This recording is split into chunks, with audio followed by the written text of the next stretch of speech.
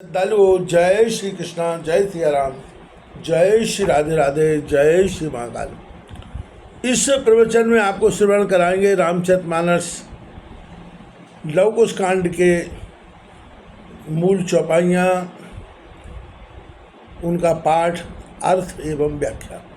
मारऊ धाय धरऊ नृपबाधऊ, जय जय होय ये तनु सोई साधऊ। अस कह सम्मुख सैन चलाई, कज्जल गिरजनो आंधी आई। कहने लगा, मार डालो, दौड़ो, इस राजा को पकड़कर बांध लो, जिस प्रकार हमारी जय हो वही यत्न करो।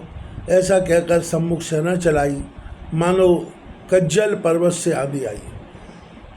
मारु शब्द सुनाए बट बाजाए, मारु शब्द सुनाए बट गाजाए, विपुल बाजने दो दिश बाजाए। निज प्रभु कहे जय जोरी, जानी हर्ष गिरे भट हट मन ठानी। मारु शब्द सुनकर योद्धा गर्जने लगे और दोनों ओर अनेक युद्ध के बाजे बजने लगे। अपने अपने प्रभु की जय जयकार करते अपनी अपनी जोड़ी जानकर दोनों ओर के वीर बहुत प्रसन्न हो मन में हट ठान कर युद्ध करने लगे। हट ठान शर प्रवीण जे अस बिरे रिपुअति प्रबल से।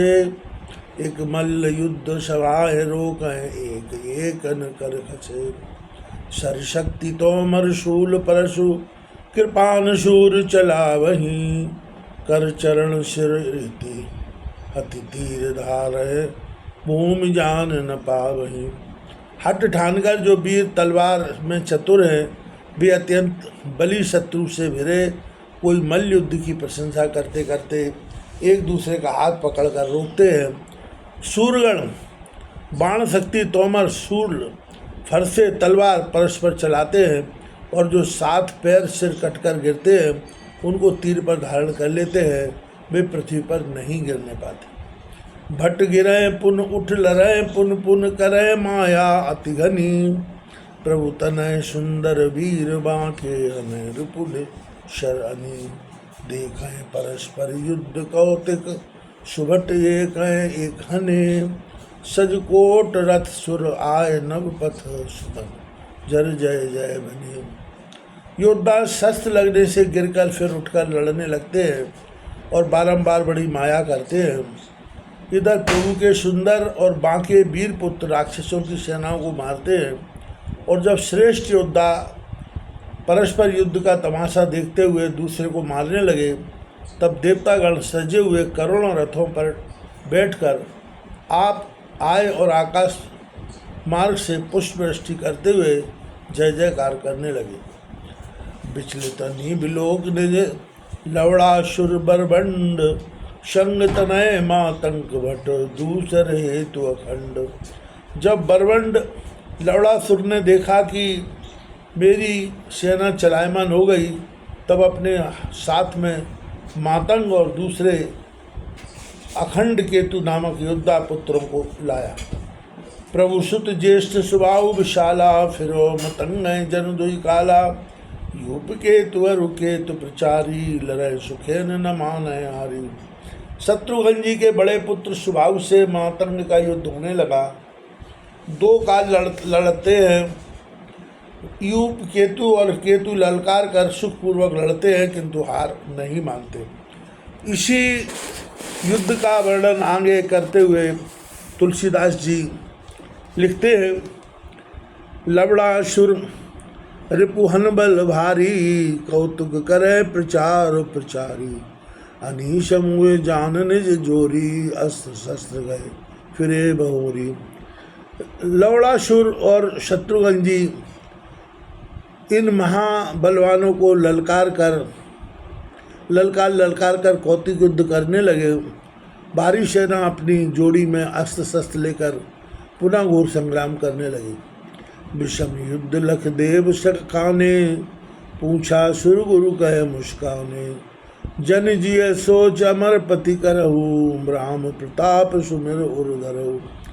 बड़ा भयंकर युद्ध देखकर देवता डरे और गुरु बृहस्पति जी से पूछने लगे, किसकी जय होगी। उन्होंने हंसकर कहा कि हे इंद्र जी, तुम अपने मन में शंका मत करो, क्षणमात्र श्री राम जी का प्रताप अपने हृदय में धरो। यूप केतु कर कोप अपारा, हरि रिपु केतु खंड में डारा। यहाँ स्वभाव मतंगय मारी, कर पद काट अवन में डारी। इसी अवसर में यूप केतु ने बड़ा क्रोध कर केतु को मारकर पृथ्वी में सुला दिया। सुबाहु कुमार ने मातंग को मारा, उसके बाद पांव काटकर पृथ्वी में डाल दिए। महिडार कर पद शीश आतुर, त्रोण सर प्रविशत भय। रवि वंश के अवतंस दो, मैं समरमय सोवित भय। सुन मरण युग सुत विकल निश्चर, भूमि पर घुरमित भय। पुन जाग शूल सवार प्रभु के, समर सम्मुख शोभरे। इस प्रकार कुमार के बाण शत्रु पुत्र के हाथ पैर सिर काट फिर शीघ्रता से तरकस में आकर प्रवेश कर गए और सूर्यकुल के भूषण दोनों कुमार संग्राम भूमि में शोभित हुए। अपने पुत्रों का मरना सुनकर वह राक्षस व्याकुल होकर पृथ्वी में गिर पड़ा और फिर मूर्छा से जाग त्रिशूल संभाल कर युद्ध में शत्रुसूदन के सम्मुख जा बढ़ा। दो प्रबल वीर प्रताप निश्चर, सेन दो दिश मूर चली। सिर बाहु चरण उड़ात नव पथ, योगनी आनंद बली। बहुरुतिर मज्जन करें साधर, गुह निश्चर नर सिर मालिका। आनंद में मन मुदित गावै, गीत खेचर कालिका। दोनों महापराक्रमी योद्धाओं को मार दोनों ओर की सेना पीछे हटी। सिर बाहु चरण आकाश मार्ग में उड़ने लगे। योगिनी प्रसन्न होने लगी। आदर सहित बहुत से रुधिर में स्नान करती है। मनुष्य के सिर की बाला गूंथती है और आनंद से मन में प्रसन्न आकाशचारी कालिका भवानी गीत गाती। धुन बड़े शंख मृदंग की, सुन सूर हर्ष बढ़ावई। गति लेत नृत्यत अति प्रिय, नृत्यत प्रिय प्रिय। हर्ष चढ़ावई करत पान प्रमाण नर कहूँ। भरी शोणित शांकिनी, सब भेद मांस आहार कर। नव मुदित डोलत डाकिनी।